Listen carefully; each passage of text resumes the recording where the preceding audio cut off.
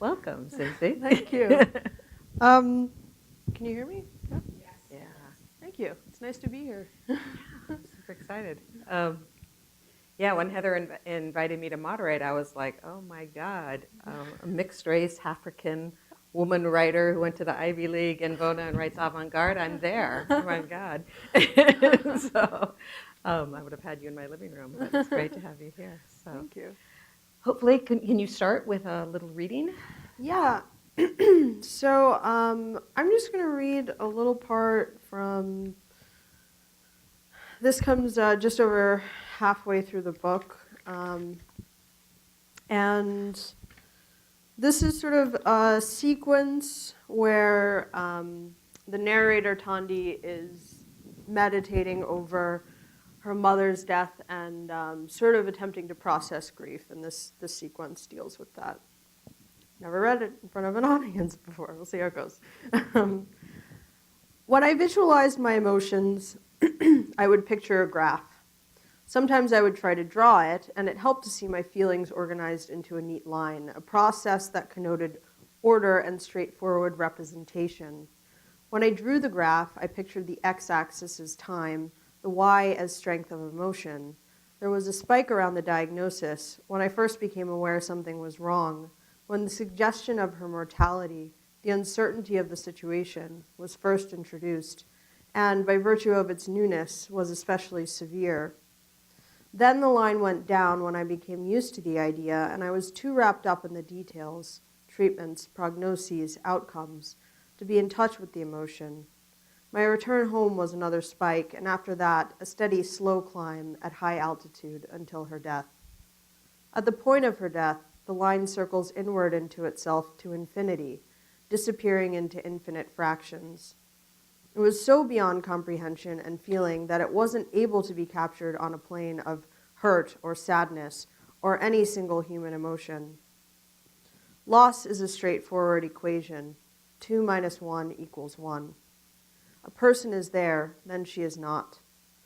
But a loss is beyond numbers, as well as sadness and depression and guilt and ecstasy and hope and nostalgia, all those emotions that experts tell us come along with death. Minus one person equals all of these in unpredictable combinations. It is a sunny day that feels completely gray and laughter in the midst of sadness. It is utter confusion. It makes no sense.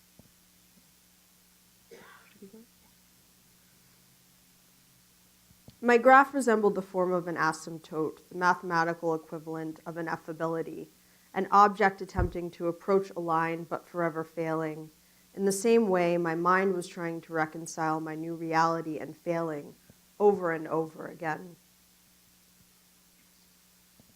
Asymptote. This appears to be a paradox to beginners in geometry who are generally unable to imagine it possible that two lines should continue to approach one another forever without absolute contact. But this arises from their confounding the thing called a straight line in practice, which is not a straight line, but a thin stroke of black lead or ink, as the case may be, with the straight line of geometry, which has neither breadth nor thickness, but only length. And they also imagine that if two lines might be asymptotic, the fact might be made visible, which is impossible, unless the eye could be made to distinguish any distance, however small. But if the unassisted eye cannot detect a white space between two black lines, unless that space is a thousandth of an inch in breadth, which is about the truth, it is evident that two geometrical surfaces with asymptotic boundaries would appear to coincide from the point where the distance between them is about the thousandth part of an inch. We will see that the same cannot be said for the sublime feeling. The relation of thinking to the object presented breaks down. In sublime feeling, nature no longer speaks to thought through the coded writing of its forms. Above and beyond the formal qualities that induce the quality of taste, thinking grasped by the sublime feeling is faced in nature with quantities capable only of suggesting a magnitude or a force that exceeds its power of presentation. This powerlessness makes thinking deaf or blind to natural beauty. Divorced, thinking enters a period of celibacy. It can still employ nature, but to its own end, it becomes the user of nature. This employment is an abuse of violence. It might be said that in the sublime feeling, thinking becomes impatient, despairing, disinterested in attaining the ends of freedom by means of nature. If there is a person who has never eaten a tangerine or a durian fruit, however many images or metaphors you give him, you cannot describe to him the reality of those fruits. You can do only one thing, give him a direct experience. You cannot say, well, the durian is a little bit like the jackfruit or like a papaya. You cannot say anything that will describe the experience of a durian fruit. The durian fruit goes beyond all ideas and notions. The same is true of a tangerine. If you have never eaten a tangerine, however much the other person loves you and wants to help you understand what a tangerine tastes like, they will never succeed by describing it. The reality of the tangerine goes beyond ideas. Nirvana is the same. It is the reality that goes beyond ideas. It is because we have ideas that about nirvana that we suffer. Direct experience is the only way. I'm just going to read this one last part. My mother is dead, but I still feel her. But I still see her. I can still hear her voice, even right now as I am speaking to you. But she is dead. When I look at this picture of her at the beach, I can feel the sun on my skin. I can hear the way she spoke to me. But she is gone. I can dream her and I can hear her cry. She tells me what happened that day, and she cries with me. She tells me not to be afraid. But she is dead. A part of her is still alive in me, but she is gone. She will live forever in heaven, but she is not on earth. Parts of her will live on in the trees and the streams and the birds of tomorrow. She is the water and the plants and the bits of dust I see swirl in columns of light. But she is dead. If I look long enough at a flower, I can see the color of her cheeks in the stigma. But she is not here. Thank you so much for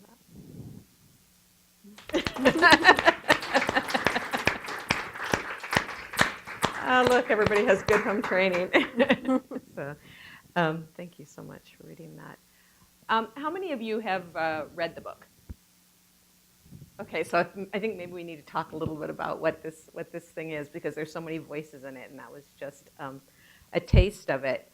I mean, if you've read all the press that's out there, everybody's kind of having their own take on it. It's a transgressive meditation on grief. It's a mother-daughter story.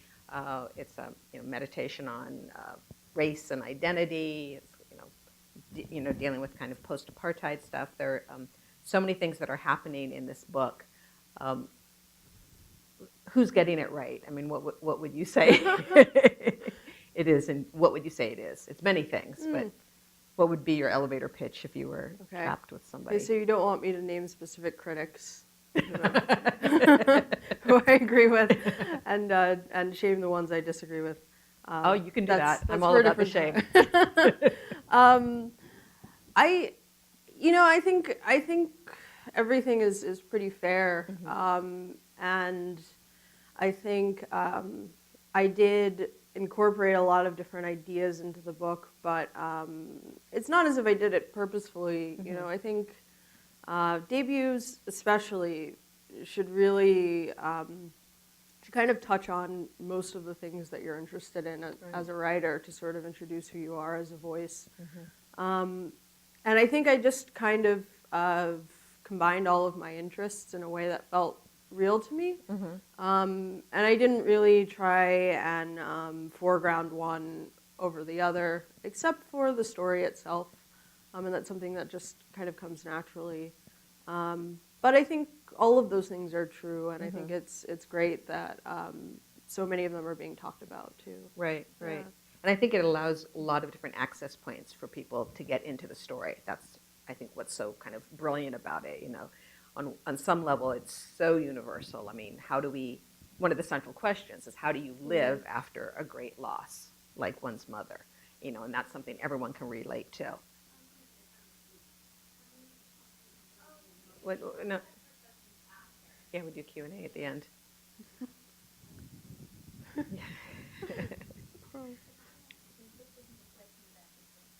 No. Oh, yeah. Okay. Is that better? Okay, great. Okay. There we go. Thought we were going rogue there. So, but can you hear me?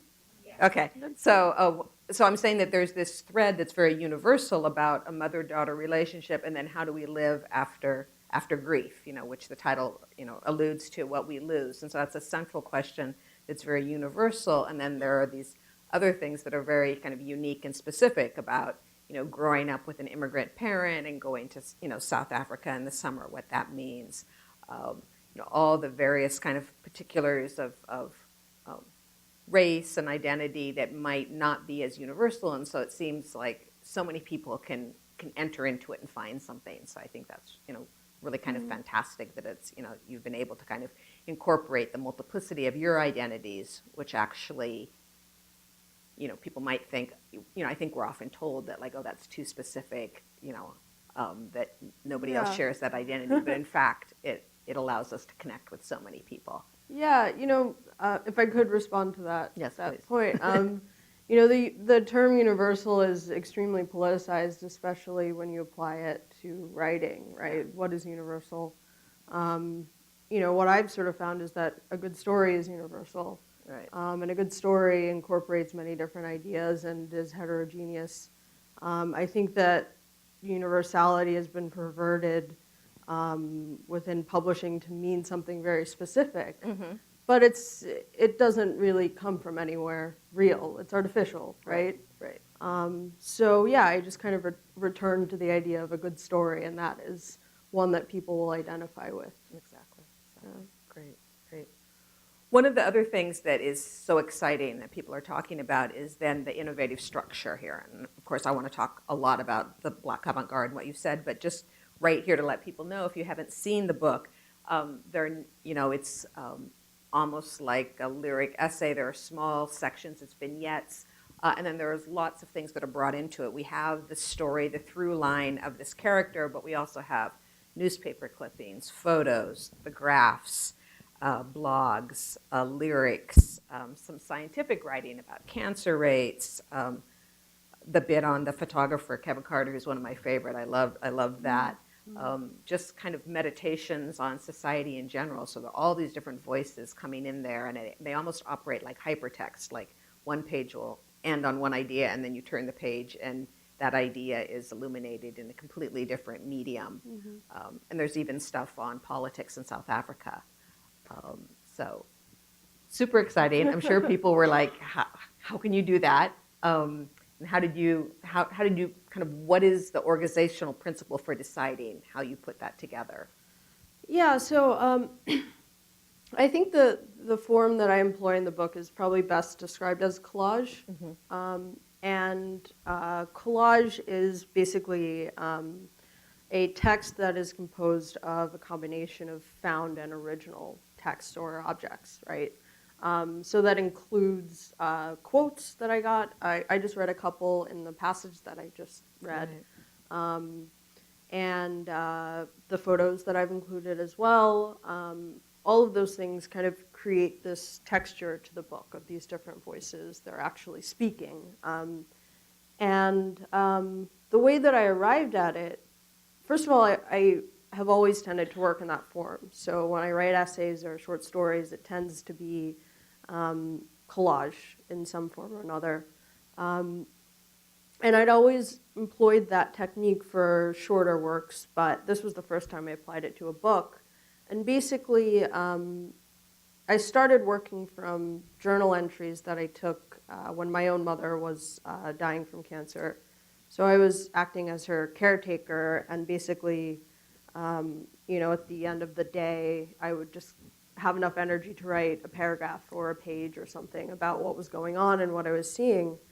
And sometimes I would collect a quote or two, things that I was reading. I was particularly reading about grief because I knew my mother was terminal. She had a few months left, so I was preparing myself for that. And the way that I tend to process things emotionally is to research them, I think, as many writers do, right? Knowledge is power, right? So I was taking like everything that I was thinking about at the time and just sort of putting them together, and I started seeing a story sort of emerge from these parts, and I just moved them around. So it was really trial and error how I arrived at this structure for the book. I just kept switching them and seeing which order worked best. And so the book really just has its own internal logic to it. I wasn't following any guidelines. It was just what felt best to me. Right. Yeah. I read somewhere that you like cut it up on cards and was like moving it around the floor at residencies, which is exactly what I did with Meeting Faith, which also has a kind of a collage, non-traditional structure. And I was like, at some point I can't keep it all here. So just like spreading it around there to kind of get a sense of that logic. And then you have to teach the reader how to read it, essentially. Right. How to, kind of establish some sort of patterning so people don't get completely freaked out. Yeah, you have to kind of like guide them into it slowly. I think that's why I started with some of the more traditional narrative passages where I start out talking about South Africa and just very much in scene, right? So I was giving the reader a little bit of an easier start. Right. Also, I don't know if you felt like this, but for me, that process of just moving things around was so much fun. Yeah. Until it wasn't, but just that whole thing of being able to see everything together is just, I think if you have a certain kind of brain, it just really excites you. Exactly. Yeah. Exactly. Yeah. And I mean, I feel definitely as like a sister, mixed race, multicultural person, that's also just kind of our lingua franca. That it can't just be a straight linear narrative, that there are always different voices, there are different ways of looking at something, and so that, of course, I mean, and I love this article you have about the Black avant-garde, that it's just natural to us, and Black writing needs to reclaim that title of what we're doing because it makes sense in the multiple ways in the code switching we do. And the book seems to perform this subject, the fragmented self of this mixed race narrator, and then how you become fragmented through trauma and grief too. So how her memories would come in snatches. It seems to kind of perform the subject matter in a way that's really visceral for the reader then. Yeah, absolutely. And I like that you make the point about the fragmented narrative being something of an effect of having a multiracial identity and a multinational identity, and maybe a gender identity. I don't think I've addressed this explicitly, but I think there's definitely in the book a little bit of an attempt to position itself somewhere in between the poles of gender and to try and be conscious about that. But absolutely, and the way I've always described it is that for me as a person with multiple identities, a single story never really feels right? So anytime that we can say, like, this is how things are, you find yourself qualifying it, right? So especially in this moment, it's a national thing. So a lot of times they'll say, this is how things are, but then I have to qualify and say, no, this is how things are in America. This is how things are in the West. This is how things are for middle class people, for upper class people. And I think when you live at the intersection of identities, you're just constantly aware of how ineffective and insufficient those single narratives are. You're always working to put more in. Yeah, that reminds me. And I read an interview with you where you said any writer who is worth anything is outside. So that was kind of those outsiders, that position, which may not feel comfortable when you're growing up in your small town, the weirdo. But the later is really key for being able to look clearly and kind of translate these different identities. Yeah. And I think maybe that's also why then perhaps Obama appears in this book as that moment, you say, where he was something new for America. And there's that motif also. I mean, there's the great first line of the novel, which you're born with the death of apartheid, I think. And so there's also like South Africa is remaking itself. For a moment, it looked like America was remaking itself. And to be part of that, I was born as apartheid was dying, which is just so resonant. So I was really struck by that Yeah, I mean, I think for me, those are just two huge defining moments. Just for people of my generation, I think it's really beginning to sink in now how much we're defined by Obama and I guess now Trump. But it's something I've noticed teaching, actually, because as much as it's true for my generation, for the younger generation or half generation, whatever you could call it. So this is, people from like 16 to 20, 23. They're even more different than we are. So anytime I'll say like, growing up, when I was growing up, and it wasn't that long ago, things felt different. We weren't able to have the same conversations. Even an example I use a lot of the time is at my readings, most of the time it's mostly black women. And I'll look into the audience, they'll just have these amazing hairdos, like yours, and mine and a few other people, but usually just be a sea of natural hair. And it was not like that when I was growing up. Right. Yeah. And the change that has accelerated so much for the people who are about 10 years younger than me, where I don't even have to tell them about things like racism and individual versus structural racism and inequality. These are things that are already part of their vocabulary. Of course, not everyone, but it seems like a much larger portion of that generation. And so I think it's another very important thing to pay attention to the divides of our generations as they're happening and how they're affected by race and class and these issues. That's interesting. That's really interesting. Yeah, because the character in the book has a really interesting kind of in-betweenness. I don't know if it's clear, but the mother is from the colored group in South Africa, which is a particular group. And then the father is light-skinned, black, American. The mother's obviously, an immigrant. And so the narrator grows up in kind of this space where they don't really fit in the town. And, she says, American blackness was my precarious homeland. I can love that. And particularly when she goes to South Africa in the summers with her cousins there, and how they kind of look at American blackness as kind of this cool space. And so they have this interesting relationship with blackness. Is that not correct? I mean, yeah, so that also points to another interesting intersection of identities, which is the difference between America or the West and Africa, South Africa. Right. And even within Africa, South Africa is the dominant country, right? So I don't even get into that. Right. There's a whole other bag of worms. So, yeah, I think sometimes, especially in America, we tend to, it's very difficult for us to understand our position, right? Especially as people of color. To come up against African identity and the sorts of odds that are stacked against people there, even just the cultural odds, and that's one of the things. So whenever I go to South Africa, people will come up to me and ask me a lot of questions and be like, oh, I heard this new Jay-Z album or something like that. And it's just very clear that Western culture is dominant, and that also creates tension between people.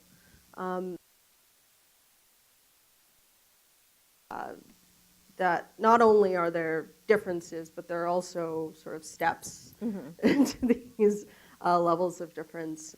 And that was always a really, really weird and interesting thing to navigate with my family in South Africa, is the different sorts of privilege. Right, yeah, and they come from there's that whole thing about how privileged they are where they live, and then it's the same neighborhood where Oscar Pistorius lives, which I thought was really, really interesting.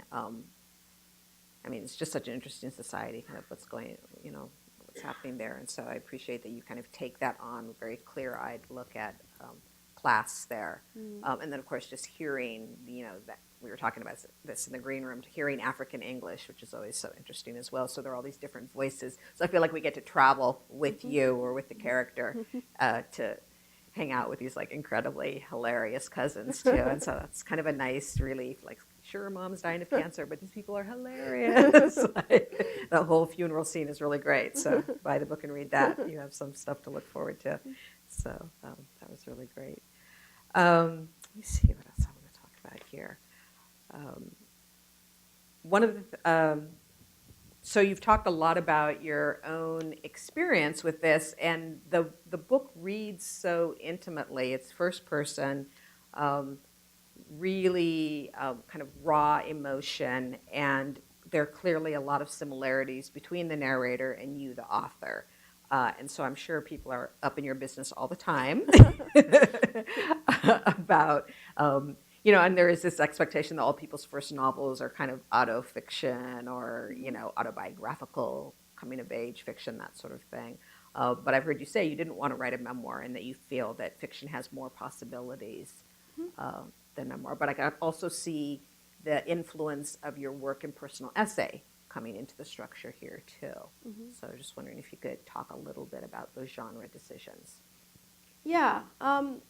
So I've always thought of myself as a novelist, and even when I wasn't writing novels, interestingly, I've always been drawn to the possibilities of fiction, not being tethered to a story, but also I think, obviously, you're an example of this, and there are some examples, but I think the level of innovation that's happened in fiction is something that I really like to kind of nod to and play around with. And so for those reasons, I think fiction has always felt like my playground. Mm-hmm. Interestingly, I always wrote this book as autofiction. And I've seen people in articles and sometimes in interviews sort of struggling to define it. Mm-hmm. And for me, it was pretty simple. First of all, any novel tends to contain a lot of the author's own life itself. So first of all, perhaps I should analyze the different stages of my reactions to these questions. That's my first reaction is, all novels are autobiographical, so why are you asking me this question? Not you, right? Obviously. So that's always true, and I have a feeling why I'm asked that question and say, what's his name? Jonathan Safran Foer isn't. I'll let you guess what that is. So there's that first part. Why can't this just be autofiction and that's just it? It's a novel and full stop. Let's leave it alone. The second part is, I did it for a reason. And for me, because of the way the story came about, I was always going to write about this true thing that happened in my life. And that was important to me. I wanted to write about that experience. And I also knew on some level that I would get questions about it being close to my life. I knew those questions would be invasive because of the way that writers of color, and especially young writers of color, are treated. And so I wrote as autofiction to sort of give an answer back to those people who I knew would be invasively looking at me and saying, you are this character. And so there are certain parts in the book, one especially, where I answer back to the reader and I say, I know how you're looking at me, and that's not, I know how you see me. And that was directly, addressing that issue. It's funny that no one as yet has said that, has picked up on that, but that was completely baked into the book itself. Yeah. Oh, that's really interesting. Cover. Opposite the photo of of Sarah Jane. Right, exactly. That was very cheeky of me. Very cheeky. That's great. Whenever my students are asking, how can I, I'm afraid of doing this, I'm always like, just address. Most of the time people won't even understand it. I think that's it. I think people, I don't think a lot of people have looked up that photo if they didn't know what it was. Mm-hmm. And a lot of times if things are a little too complicated, people just won't try, and you can get it right through. That's funny. That is funny. Well, speaking of reviews, every single review I read quoted being a light-skinned black woman is like being a well-dressed woman who's also homeless. A well-dressed person who's also homeless. You may be able to pass, but in reality, you have nowhere to feel safe. Now, I'm glad they understand this, but I was like, why is that the thing that every single, is it because it's on page 31 and that's as far as they got? Or like, what is that about? Like, why is that in every single review? And I read reviews that were published in 3 different continents, and that's the one that people pulled out. Yeah. Which, I mean, I think it's because it's controversial. You know, I think that's, you know, I wrote it specifically because it's something I'm not supposed to say. Right. You know, and why am I not supposed to say that? You know, this is a really huge issue. I don't know any black woman who hasn't had to deal with this. The issue of colorism, and even in my own family, I've actually been working on an essay on this for a while. It's divided my own family in a way that is really, really painful. And I wanted to write into that conversation in a way that felt right to me, to sort of frame it in terms of, you know, not, I think sometimes it tends to devolve into like oppression Olympics. right. Especially when you see it like written about by people who don't know what they're talking about. So I didn't want to do that, but I wanted to write about it in a way that felt, number one, honest, that felt true to the pain that this causes people. And so I just, you know, I decided to be honest. Like, it turned out that the honest position was the most controversial one, and I think, you know, people have kind of run with it a little bit, yeah. But I mean, it's the things. There are a couple of lines in there about that, and I think, yeah, any black woman will not be shocked by either of them, even though they're very ugly. I think they're not shocking, unfortunately. Right. Yeah. Right. And you're very clear on who your audience is. I mean, that you're writing for people who are like you, so it's, you know, you're not really trying to kind of translate for. Yeah. You know. Yeah, it's another issue too. Yeah, and you know, maybe that's part of it, and maybe that is the part of the book where if you're an outsider, you don't get it. Right. And maybe that's why people have latched onto it. Maybe they just don't understand. I don't know. Interesting. Sure. Well,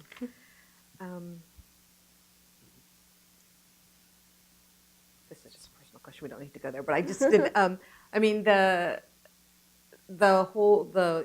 central thing, the loss of the mother to cancer in such a vivid way. I mean, one of the things I really appreciate is how you teach me about chronic pain, and that's something that you can't understand if you haven't gone through it. You know, you teach me about the specifics of the, you know, how heroic we would imagine ourselves being in, you know, caring for a dying parent, but we aren't necessarily, you know, just kind of how messy and wet that is. And so, you know, and I think the little vignette part kind of helps me stick with it, you know, because it's very intense, but then there's space to kind of breathe around that. And I just, you know, the title itself, What We Lose, you know, is that a spoiler alert if I explain where that comes from? So it's taken from a guide that hospice publishes called What We Lose, the support guide. And so on some level, you know, we're really being kind of educated how to be with pain, how to, you know, how to kind of make it through this experience. And I just think that was incredibly strong writing. I mean, I don't know if I am having a question here, but at a certain moment, I almost felt like there was a Buddhist sensibility here too, and I felt like, oh, this is feeling very kind of Buddhist.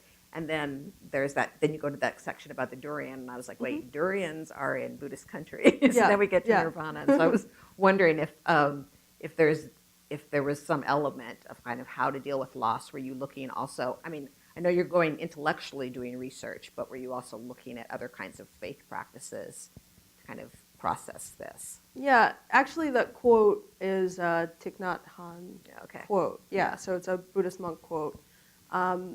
And those parts, the parts where I'm talking about spirituality, I actually the sequence that I read in the beginning, it includes that quote. And what I'm trying to get at there is just, you know, the ineffability of death and dealing with this sort of distance that is constantly increasing and decreasing between your loved one and you, right? So sometimes you're in deep communion with them in your head and it feels like they're right there.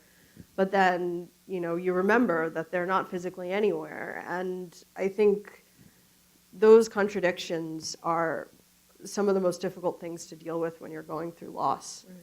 Just how metaphysically contradictory it feels all of the time, and you feel like you're in this state where you're sort of in between the physical world and something else. So that was one part, and I think, you know, as everyone does when you go through a major loss, you kind of read about other religions, you see if one of them might fit you, you come to Jesus a little bit. And that was part of it, and I think, and it makes sense because, you know, that is the situation that I described. You're very lost, and you're searching for something, and religion is, you know, is there. The parts about the physical stuff that I observed, it was actually really important for me to write that faithfully. So some of the stuff, and those are the true parts. So really the physical stuff that happens is stuff that I saw, and it's horrifying. And I think I'd never seen that before in literature or film. And so when it happened to me, I was really shocked by what happens to someone when they're dying of illness, the effects of really strong treatments, being in hospitals all of the time. Things you don't even think about, like, you know, how your arm gets scabbed over from IVs and the problems that creates, and every single treatment also has a side effect, and you're constantly negotiating these things. That was really important to me, that just the physical difficulty of it was really important to portray. I think maybe that's the sentimental part of it, is that I felt like if I had read something like that, it would have been helpful to me. If I had had a sort of unvarnished view of how it would be, it would have helped me get through it. So I wanted to do that. Yeah, and that's what I felt reading it too. I was kind of like reading it with one eye, like hoping I won't need to know this information, but knowing that it would, be incredibly useful, I think, and reassuring for people to go through it. I mean, you know, to know that possibility, and so and those sections rang as so true, so kind of authentic. But then you also see that narrator kind of, resisting the idea of kind of the magical thinking that happens when kind of all the kind of wonderful things happen after the mother passes, and it seems like she's there, you know, looking, and so you do this whole kind of questioning of what is a ghost and what is the connection between loneliness and haunting and our desire to think that someone is still with us. You resist sentimentality there. Yeah, absolutely. And, you know, I think that's also part of my attempt to subvert gender expectations.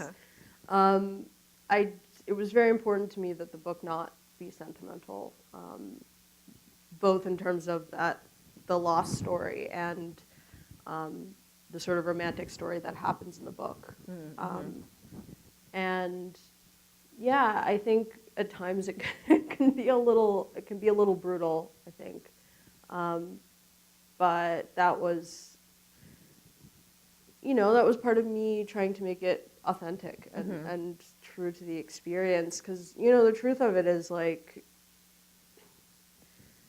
and I talk about this in the book, I hate the way that cancer is portrayed in film and TV, because it's always sort of imbued with this moral significance. And if you want to redeem a villainous character, you can give them cancer, and you know. But in reality, it's just one really long nightmare that just doesn't end until, you know, you're about done. You know, it just keeps going. It keeps going. And, that sort of mundanity of it, and just, the idea that, like, this is not a salvation for anyone. This is a disease, and it's ugly. And it's even uglier if you don't have a lot of resources. Right. Is very important for me to talk about. I really appreciate how you put the class and race aspects into it. And that pain itself is another disease, too, just the management of the pain, too. I think that's a really kind of key things to say there. Talking about kind of the privilege involved in being able to care for someone, and even thinking of cancer as a privileged disease, though, of course, things that come out of environmental situations wouldn't necessarily be, but I think really interesting, important ways of looking at it.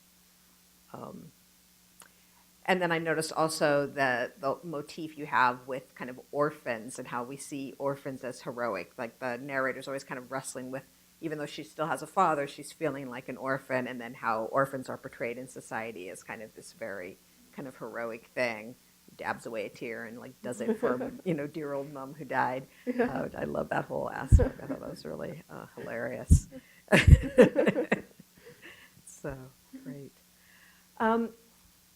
So sounds like we're ready to take some questions from the eager audience. All righty. Heather will be roaming around. She had my a students just walking late.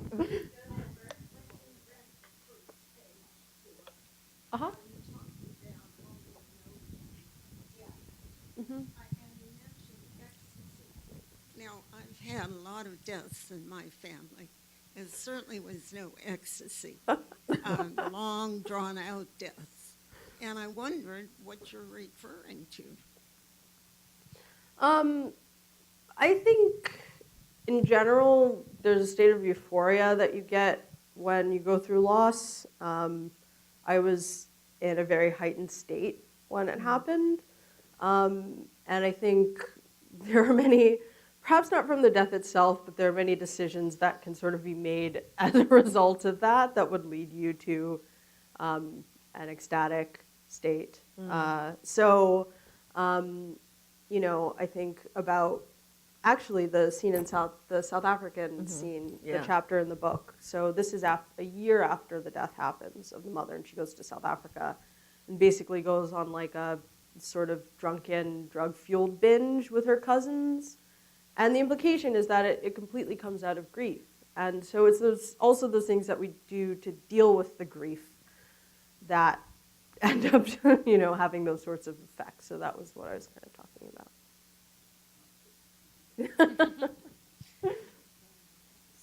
Can you define the term autofiction? I've never heard that before, so I was totally confused by what you said there. Well, I think this is maybe part of the problem. So I've heard it defined in a range of ways, from fiction that is based on, autobiographically influenced fiction. The definition that I kind of liked and had in mind when I was writing the book is fiction that's autobiographically inspired, that's also self-conscious about the fact that the character in the book is close to the author, right? So it's really the self-consciousness that defines it. So that's the part in the book where I say, I see you, I see the reader, I acknowledge the reader, right? That's the part of autofiction that I think is important. But I think, as I said, it hasn't officially sort of been defined. Raise your hand if you have a question. Okay, I'll come over here.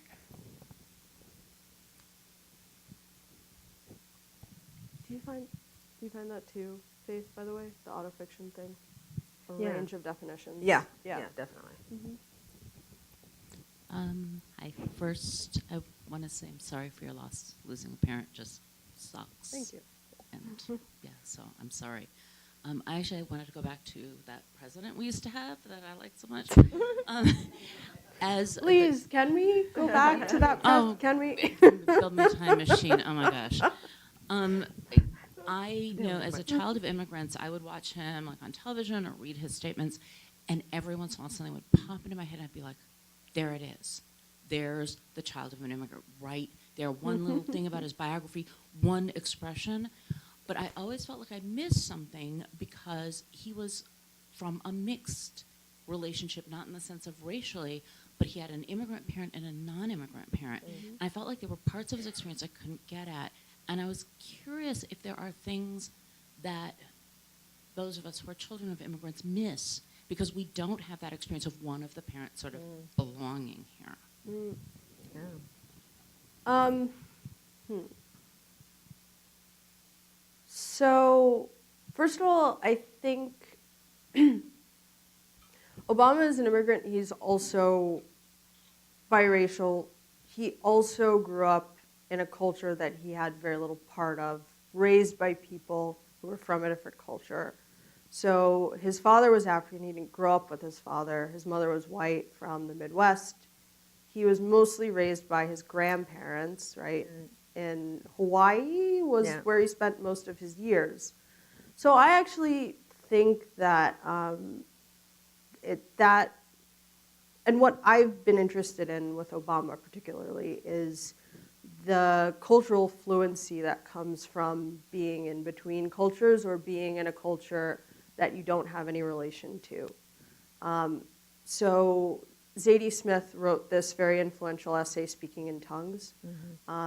I don't know if that's particularly what you're referring to, but his sort of ability, and Ta-Nehisi Coates has also written about this as well, like his ability to go to Iowa and identify with like a white farmer from the Midwest, or a refugee family, because he's never been at home in a culture. He is able to be much more fluent with people of different cultures. And I think it's also his sort of cosmopolitanism that comes across a lot. That also has to do with class. So I think a lot of it, he gained from when he was in Indonesia, but also he gained from when he was at Harvard and at Columbia. That's a big part of his background as well. His background is actually very similar to mine. So I grew up with a South African mother. My dad was American. His family is also actually Caribbean. And we also grew up in a town where no one was like us.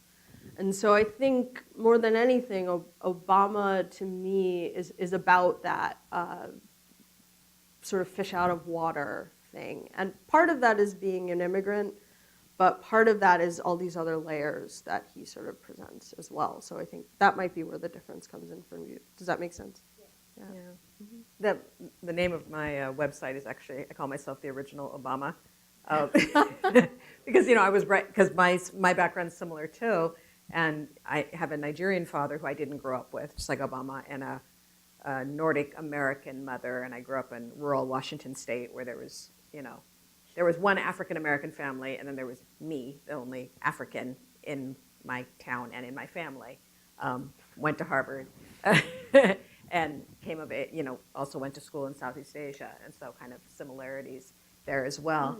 And had been writing about this, and nobody understood what I was talking about. And then all of a sudden, like, Obama burst on the scene. And so they're like, what are you complaining about? Like, that wasn't tough. You could just become president. So I was like, you ruined it for me.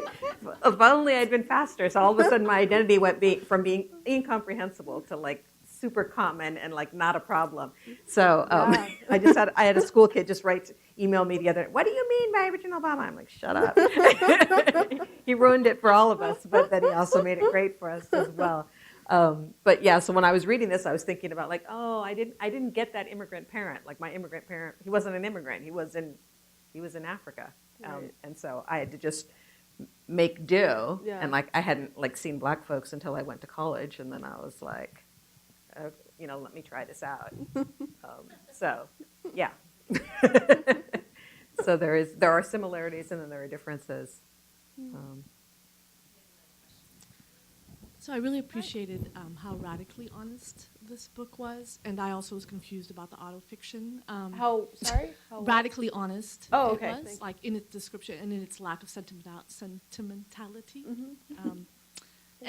But the part that actually really stayed with me in terms of how revealing it was of the character, not of you, but of the character, was the breakup of the relationship. And so I'm just struck that in the conversation that doesn't come up as much, because as honest and transparent as the experience written about the loss of your mother was, I thought that the agency that you took, particularly as a woman, or the character took as a woman in the breakup of that relationship, left the character even more vulnerable to being disliked in a way that was really actually disconcerting for me as a reader, and I hadn't had that experience before. I've read many books where things happen, and at the end of the book, it's almost like the always happy ending at the end of the movie. You still like the character. I have to say I struggled to like the character on the other end of that relationship. I just wanted to get your thoughts about what that was like for you as an author who you knew might be mistaken for the character, to be placing yourself in an unsympathetic, possibly, position. Yeah, well, first and foremost, I think that's my job, right? To place myself in an unsympathetic position for the sake of my art. I don't mind it. I also appreciate the honesty. I guess this is a bit of a spoiler, but there's infidelity involved at the end.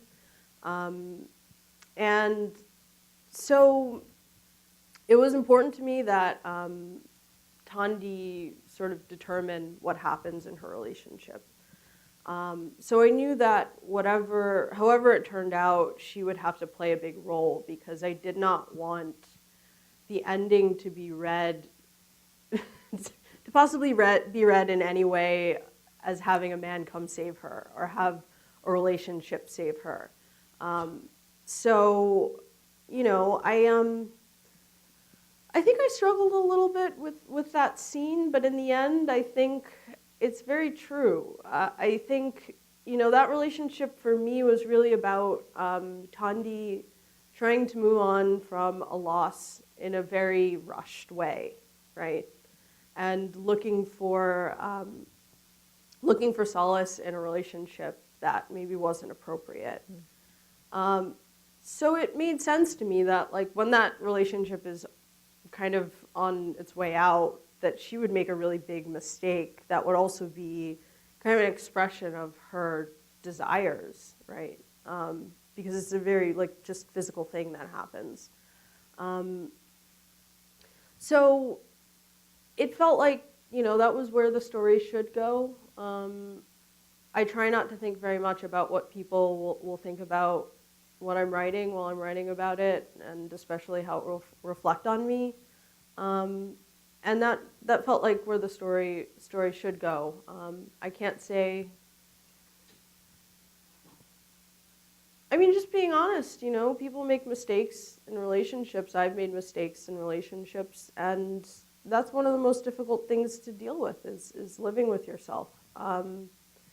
And I guess that was another, uneasy sort of answer that I inserted into the book. But I certainly expected people not to like Tandi. But I think, I guess I'm saying I was okay with that. Yeah. Any other questions? Yeah. Here, I'll go here first, and then I'll come back to you. Did you have and you may have said this at the beginning, I was a couple minutes late. Did you have a particular person or people, friend, teacher, parent that encouraged you to explore your writing talent or encouraged you along the way? Yeah,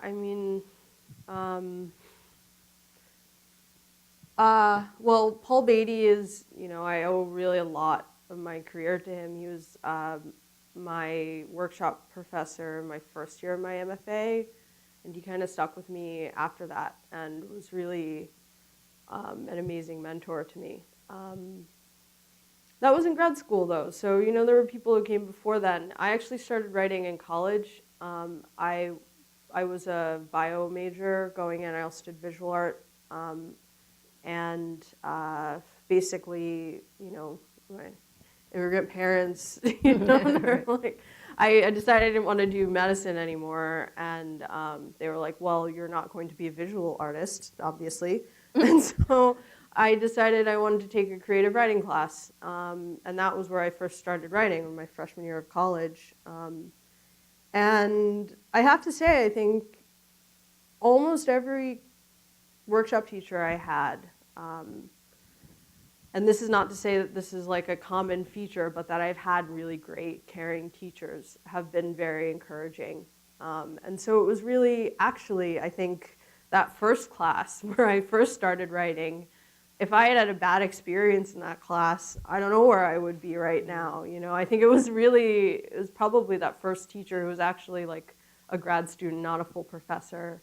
And she was just like, you're good at this.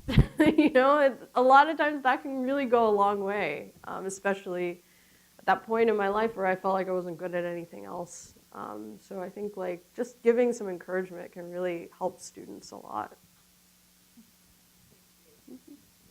So I guess that was the question that was here also. So is there anyone else? We have time for about one or two more.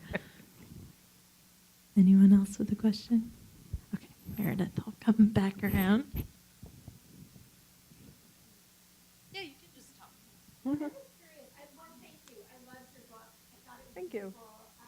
As you mentioned, I appreciate the honesty and your sharing your experience with your research. I'm curious, as you said, there's a lot of reviews. Is there anything that the reviewers didn't pick up on that you would like them to? Did they review what you thought were the most salient or engaging pieces to pick up on? You'd get me in trouble here. I'm curious, what else would you like us to pick up on that we haven't?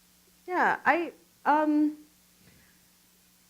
I think the autofiction thing, like I said, everyone's made some comment about the memoir thing, but no one's bothered to really go further and just try and answer the question for themselves.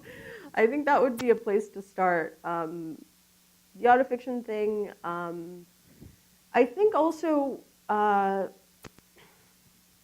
couple of reviews have said this, but I think the fact that I brought the subject matter to the form, and also that I kind of used my own experience as a document, just emotionally, the amount of fortitude that required was a lot, and it was a lot of the process. And I think, you know, I guess it's kind of like, it's a little baffling that, you know, you have A, B, C, right? A, everyone says this is my story, right? And then I'm writing about it in this very true way. I don't know why people don't understand that it required all of that to write down my story, to distance myself from it, and basically to chop it up and put it together. I think personally, probably I would like, I guess, some acknowledgement of how much effort that took. Thank you. And you know, that's also the great thing is like critics are one thing, readers are another thing. And the reactions that I've gotten from readers just like coming up to me afterwards, or like letters, those are ones that really mean a lot. You know, critics, some take or leave some of them, but yeah. That's funny because I wanted the opposite. Like everyone connected with my memoir emotionally, and I wanted them to talk about the innovative structure. I'm like, I'm doing a non-traditional structure that's like, you know, let's talk about my metaphors and like bizarre structure and the things in the margins. And they're all like, should I leave my husband? I was like, I don't care. Can we be pen pals? No, talk about the structure. That's funny. Yeah. It's you know, being an author is a really interesting thing. You write this thing, you put it out in the world, and what you get back is very unpredictable. Yeah. We can take one last question, or if you two have any closing words, either way. Anything else to add? Or? Thanks, everyone. Yeah. And thank you to Zinzi and Faith for being here.